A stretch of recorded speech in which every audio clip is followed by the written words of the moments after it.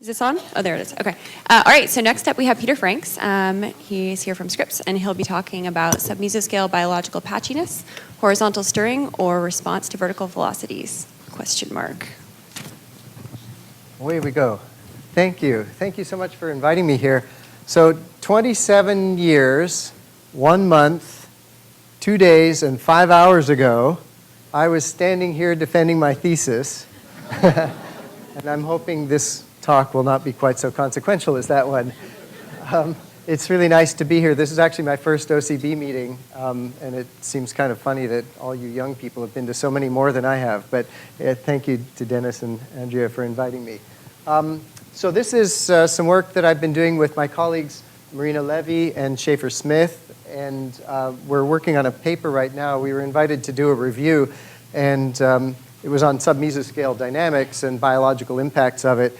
And the more we got into it, the more depressed we got. And so I'll relate that to you. So the outline of the talk, what are submesoscales? There's some issues with definitions here. I'll show you some evidence for submesoscale biological patchiness. I'll talk about biological patch formation by submesoscale dynamics and then patch formation by mesoscale stirring. And this will kind of integrate what Peter talked about earlier and what Melissa was talking about, putting them together in a somewhat kinematic, non-dynamic context, and then some conclusions. So first of all, what are submesoscales? Well, this is the momentum equation for the horizontal momentum in the x direction, u. And so we have the time rate of change of u du dt. We have the nonlinear terms, u du dx, and things like that. We have Coriolis. Then we have the diffusion terms, the horizontal and vertical diffusivities of momentum, and finally a horizontal pressure gradient. And so if you take away the time-dependent terms and the nonlinear terms, assume they're small, and then you take away all the diffusion terms, you end up with the Coriolis and the pressure gradient, and they balance, and they give us mesoscales. And so the mesoscales are usually geostrophically balanced, where water wants to go in one direction because of the pressure gradient, but it gets swerved to its right in the northern hemisphere because of the Coriolis. And so this creates a lot of the fronts and eddies that we see, and we see variability at scales of 10 to 100 kilometers horizontally. And this is mostly what you see when you look at satellite images. So here's temperature and chlorophyll from the Gulf Stream. This apparently was the best image ever taken, so it's the one everyone shows. And you can see the Gulf Stream meandering here. These would be mesoscale meanders, eddies forming, and you can see warm and cold core rings and the signatures of the phytoplankton, and as Peter described earlier. So if you go back to those equations and you start to put things back, you stick the horizontal and vertical diffusivities back in, you put in the time dependence and the nonlinear terms, well, then you get the submesoscales. And so with the submesoscales, all these terms are important. So with mesoscales, it's mostly in a geostrophic balance or kind of close, but submesoscales, you can't really neglect anything. And so we put the sub back here, and so we have all these terms being important, and now you're down at scales, spatial scales that are less than about 10 kilometers or so, and very short time scales from a biological point of view, so 1 to 5 days. So we have spatial and temporal scales that are very resonant with, say, phytoplankton growth rates. And these, as I'll show, these motions often drive strong vertical velocities, which is another reason they're biologically important. And so really you should define submesoscales in a dynamic way by the Rossby number and Richardson numbers and things like that. But for the purposes of this talk, I'm just going to use it as an actual spatial scale and say that things that are less than about 10 kilometers are submesoscale, and things that are more like 10 to 100 kilometers are mesoscale. But remember, that's not a strict definition. So what are submesoscales, or what do they do? Well, a lot of what we talk about are submesoscale instabilities. So when nice linear dynamics go nonlinear and things explode and eddies happen and that sort of thing. And Melissa alluded to this just a few minutes ago.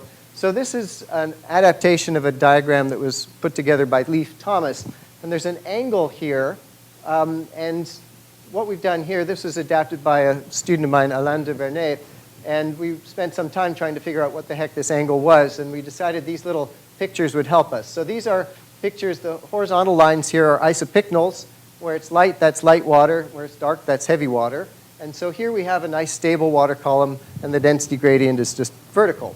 And then as you tilt those isopycnals, you start to get the light water over here, the heavy water over here.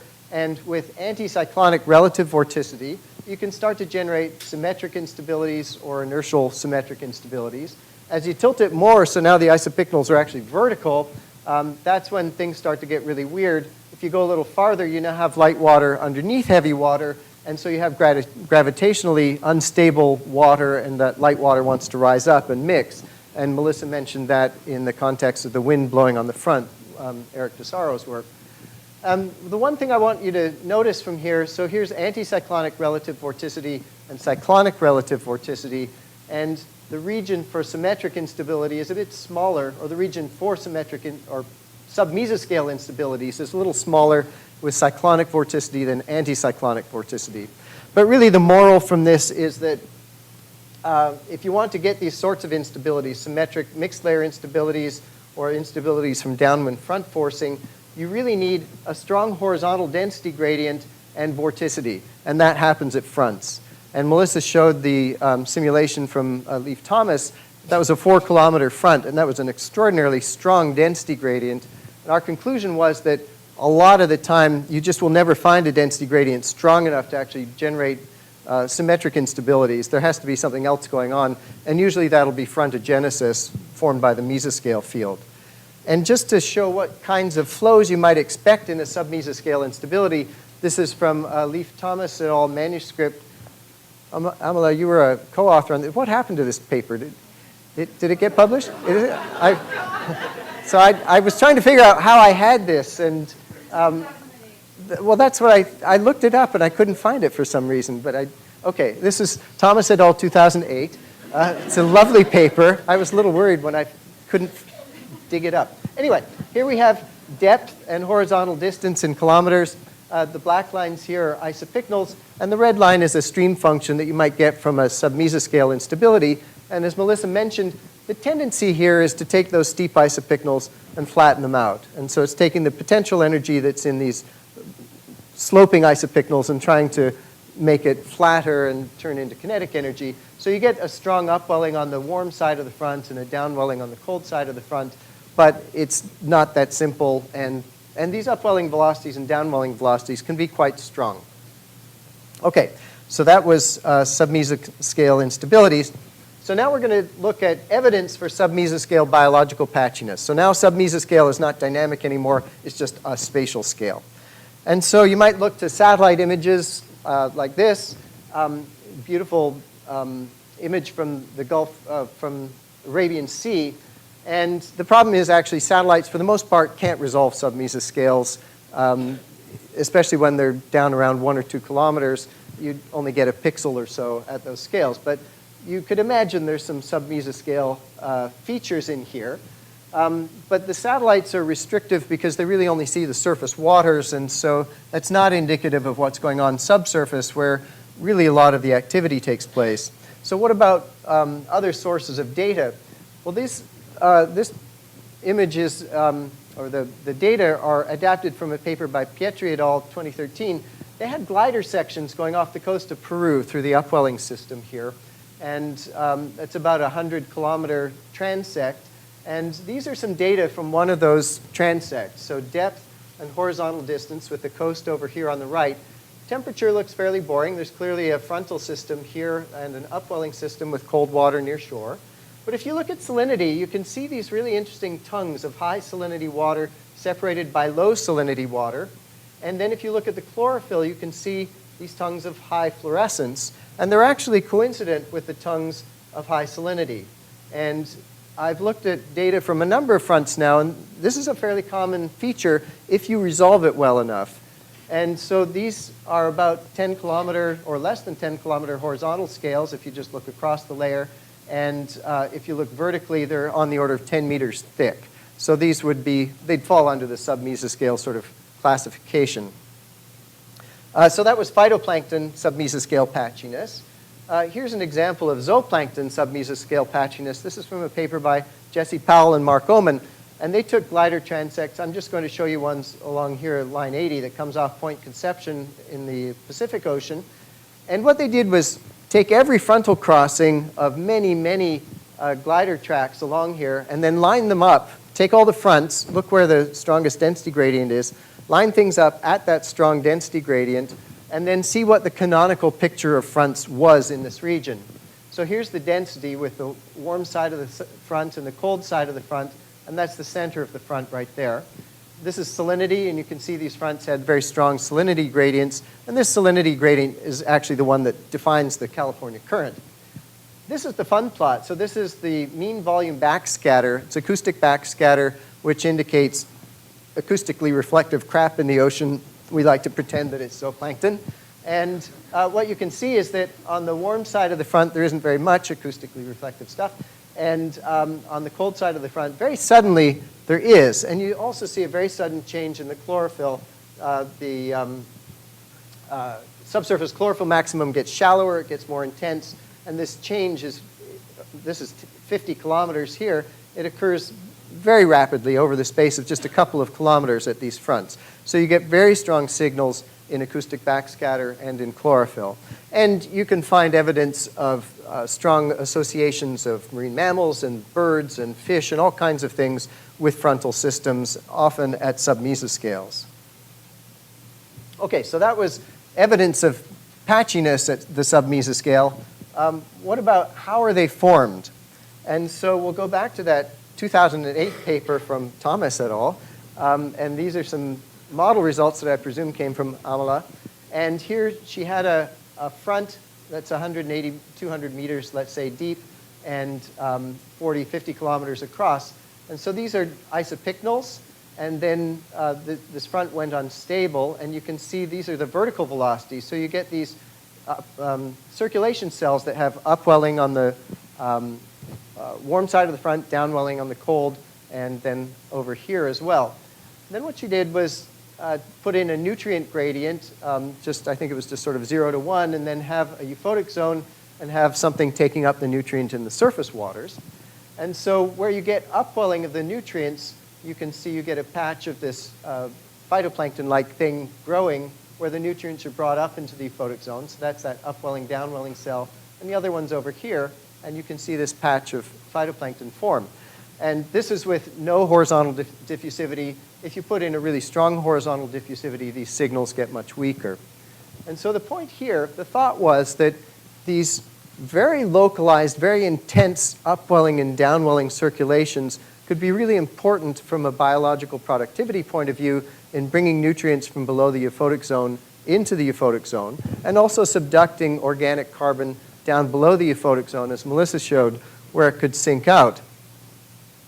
Well, there's some issues with that, and Melissa actually alluded to some of these. These are some model results from Marina Levy, where she was looking at the effects of changing the horizontal resolution of a model to see how that affected the vertical velocities in the model.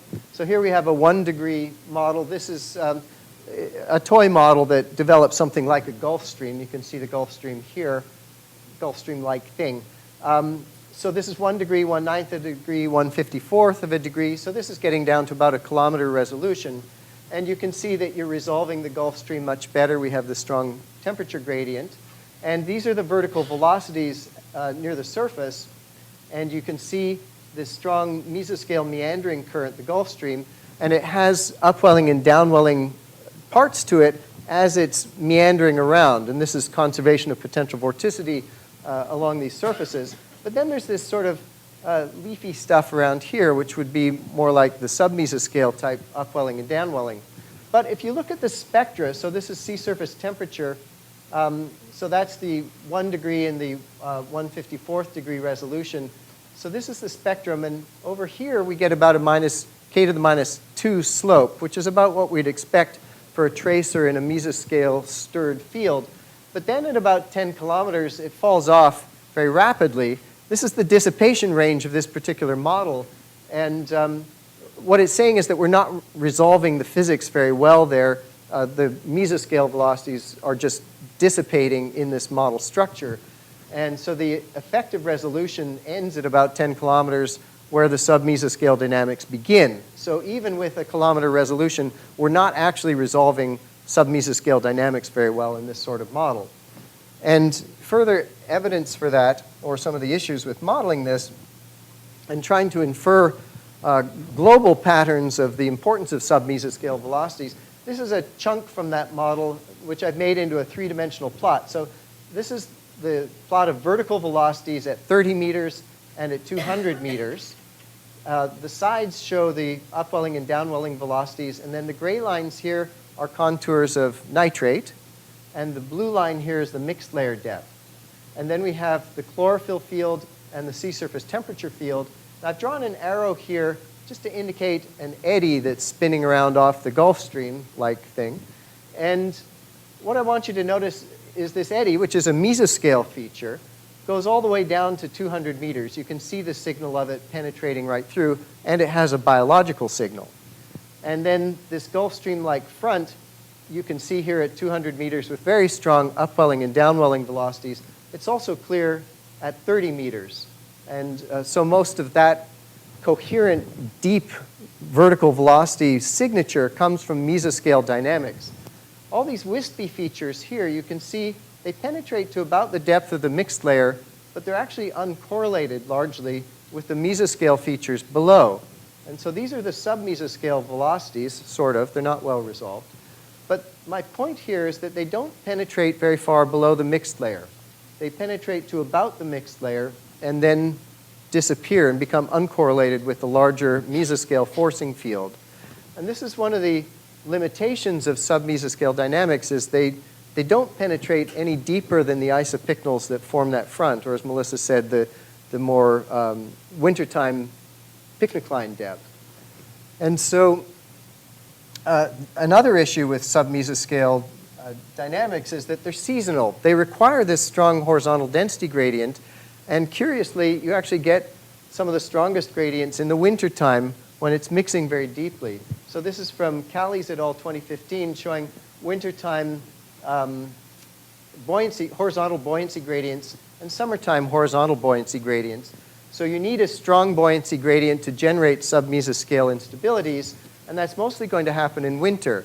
So in winter, you have deep mixed layers, but you also tend to have a lot of nutrient within those mixed layers, and so a submesoscale vertical motion is really not going to do much from a phytoplanktonic point of view because they have plenty of nutrients. They don't really care. They might get moved through the light gradient more, but except from perhaps a stratification point of view, these aren't going to be very effective at, say, driving new production. So the submesoscale dynamics, the biological impacts, these dynamics are locally intense. They drive very intense vertical velocities. They require a strong horizontal density gradient, but these vertical velocities tend not to penetrate very deep below the mixed layer and into the pycnocline. And the strongest signal is in the winter, so they might be out of phase with the biological productivity. And so the biological impacts are really going to depend on the horizontal density gradients, the depth of the mixed layer, and in particular, the relationship of the depth of the mixed layer or the pycnocline to the euphotic zone and the nutricline. And so if the mixed layer is shallower than the euphotic zone, submesoscale instabilities probably won't do much. They'll rearrange things up in that upper layer. And it's only when the mixed layer is sort of coincident with the euphotic zone depth that they're really going to be effective at mixing nutrients up into the euphotic zone. Okay. So now let's talk a bit about how you can get submesoscale patchiness by mesoscale stirring. And I'll start this by just a very simple, this is the standard demonstration of what happens to blobs in strain. So we're looking down at something, and we'll pretend that these are, it's a stream function. These are contours of the stream function. So the flow, let's use the stick, the analog pointer. I like this. So Peter could reach all the way to the top. This is definitely for short people, though. Okay, so the flow is going in this direction, squeezing in and then flowing out. And we have two blobs of stuff embedded in this flow. And when we turn the flow on, these blobs are going to get squeezed together, but stretched. Let's get rid of that cursor. But stretched along. And so the scale of the blobs is changing. Their surface area doesn't change.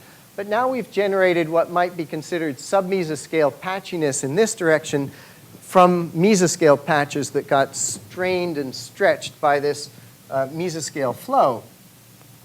And so This is submesoscale patchiness by the spatial scale definition, but it was not generated by submesoscale dynamics. This is strictly a stirring of mesoscale patches. Now, the flow cannot cross this green line. And there's a nice technique called finite space Lyapunov exponents, FSLEs. And they're a measure of how fast particles are diverging. So if you put particles along this line, they'll be pulled apart quite quickly. But if you put them over here, for instance, they'll track each other fairly well. And so they won't separate very quickly. And so the FSLEs, and so this would be a line of maximum FSLE, they're barriers to mixing. Particles won't cross these lines of high FSLE, and they often indicate fronts. And so you can calculate FSLEs from flow fields, and some of my colleagues have done this. Francesco Dovidio is kind of famous for this work. And get rid of that. So what he did was take some satellite data from, this is the Falkland Islands, so this is the southern Atlantic Ocean.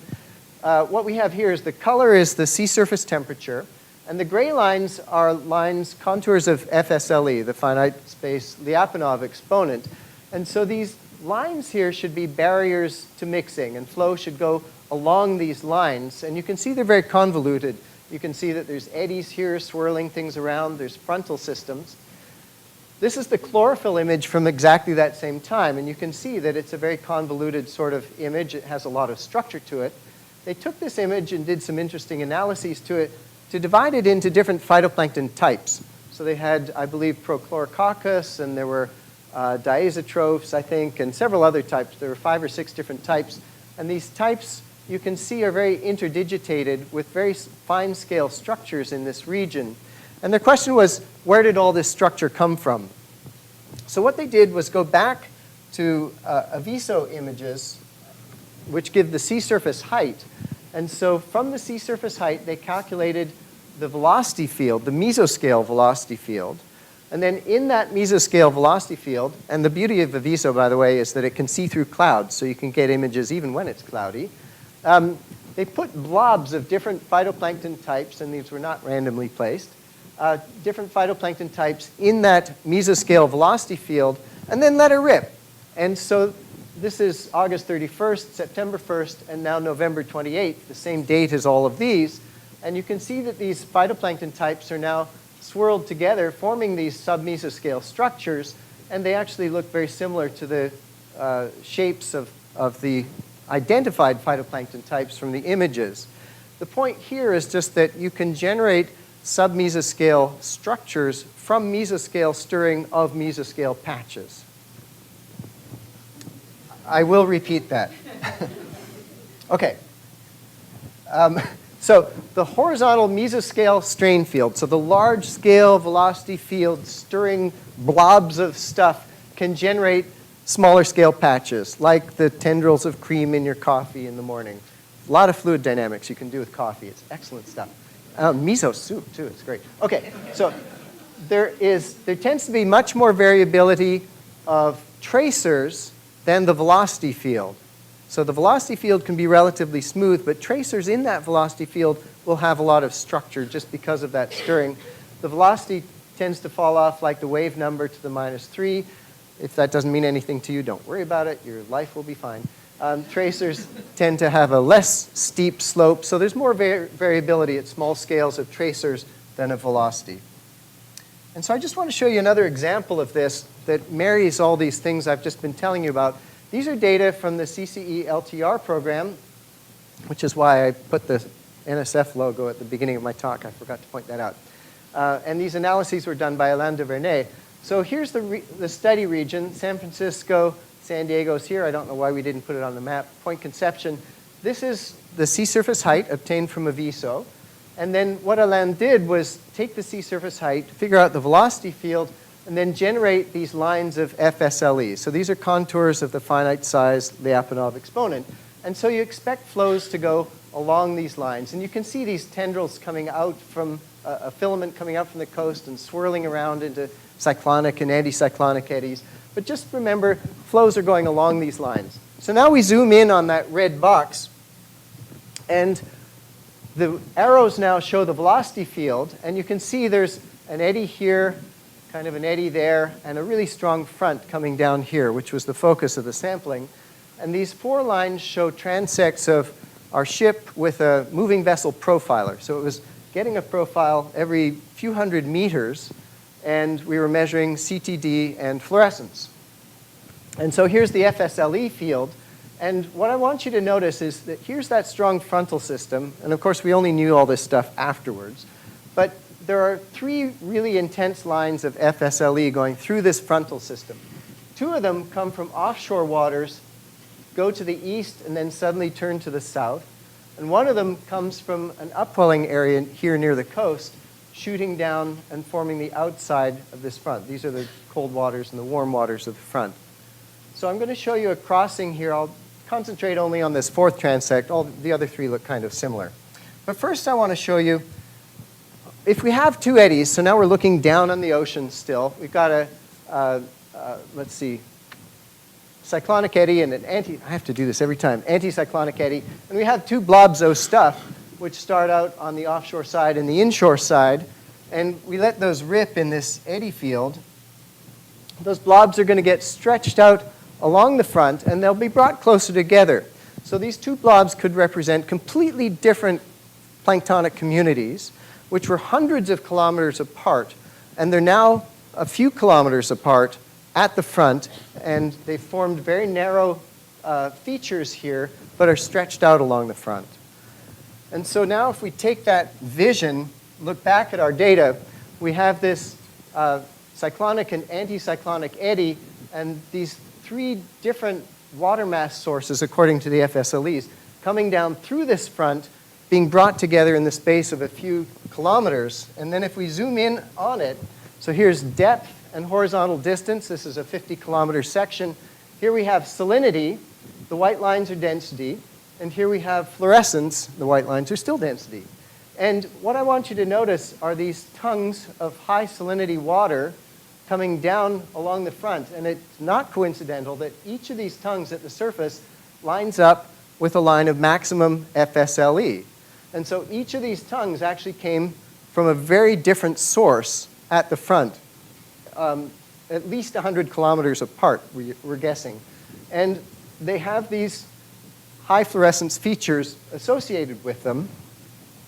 And so just to outline those tongues, and actually, interestingly, as you go farther up the front, these 2 of these tongues merge, and they only separate as you come farther down the front when those blobs start to diverge around the eddies again, which is kind of cool. So what's happening there? Well, if we look, I showed you it from the surface. Let's look from the side now. So we have depth and horizontal distance, and we have some weak horizontal density gradient, and we have 2 blobs of stuff. Let's say these are different planktonic communities embedded in it. And now this field is going to be embedded in that convergent flow driven by those 2 eddies. And I've added a little bit of vertical shear as well. And so what happens is the whole thing squeezes together, and we get a much more intense density gradient up here at the surface, which is conducive to frontogenesis and submesascale instabilities. But these layers have gotten much thinner across the front, and they've tilted. This is all kinematic. There's no dynamics. There's no mixing or anything. This is just rearranging water parcels. They've tilted, forming these layers that were initially very separate and big. Now they're skinny and close together. I may have said that before.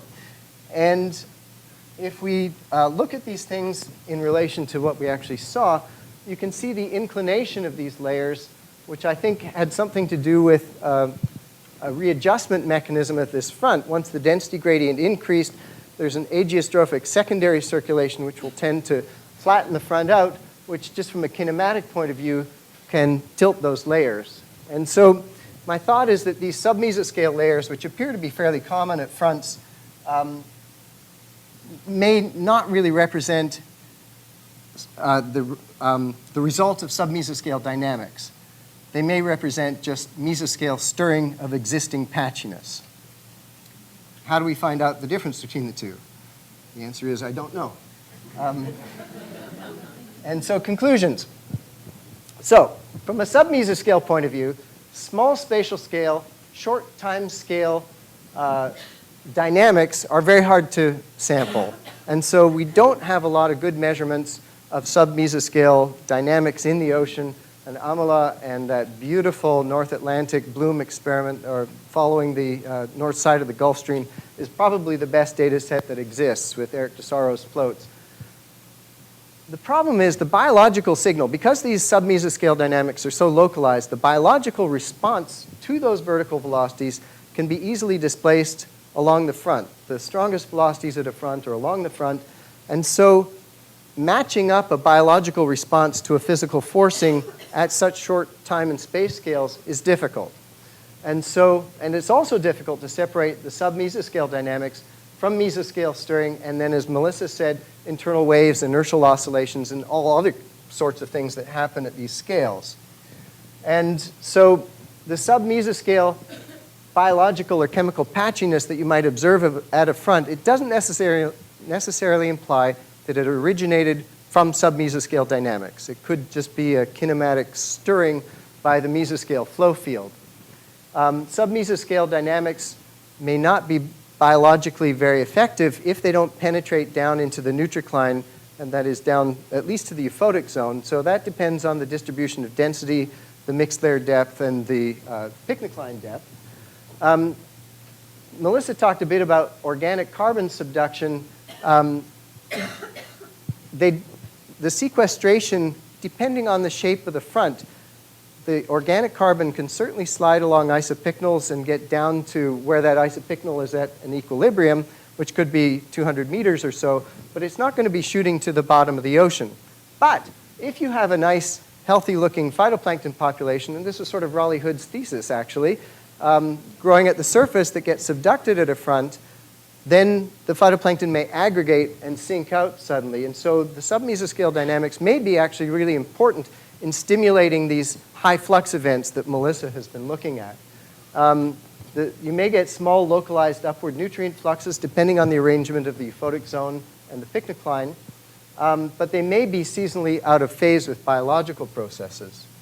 From a mesoscale point of view, I think that a lot of the submesoscale biological patchiness that we see is actually generated by mesoscale stirring, and the vertical velocities at fronts are often driven by mesoscale meanders and non-geostrophic currents at the fronts, and mesoscale instabilities like baroclinic instabilities. And the coupling of mesoscale and submesoscale dynamics, I think, is not well understood. There's a nice paper by Ramachandran recently looking at exactly that. So directions for further study. I think we need a more systematic scale analysis to understand the relative contributions of mesoscale and submesoscale vertical fluxes, the relative roles of stirring, nutrient supply, stratification, and then the biological dynamics, species competition, trophic interactions, shaping biodiversity at these systems is not yet clear.